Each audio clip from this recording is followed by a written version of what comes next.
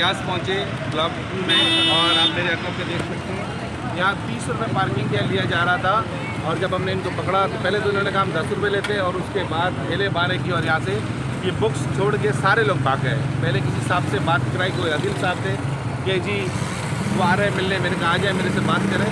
बात क्या करनी थी, उन्होंने यहाँ से दौड़े लगा दी। और अगर ये कोई लीगल काम होता, कानूनी काम होता तो इस तरह चोरों की तरह नहीं भागते। इसका मतलब है ये जितने ठेके हैं सारे जाली हैं, 2 नंबर ठेके चला रहे हैं, कोई ठेका नहीं है, कोई लीगल पोजीशन नहीं है, सब 2 नंबर ही है। कराची के आवाम को बेवकूफ़ बना रहा है। हर नुक्कड़ पे, हर गली के कोने में कोई माफिया का बंदा खड़ा हुआ है। कोई आटे के नाम पे लूट रहा है, कोई चीनी के नाम पे लूट रहा है, कोई पेट्रोल के नाम पे लूट रहा है, कोई बिजली के बिलों के नाम पे लूट रहा है। अहलियाने कराची को ये देखे सारा सामान छोड़ के भागे हैं।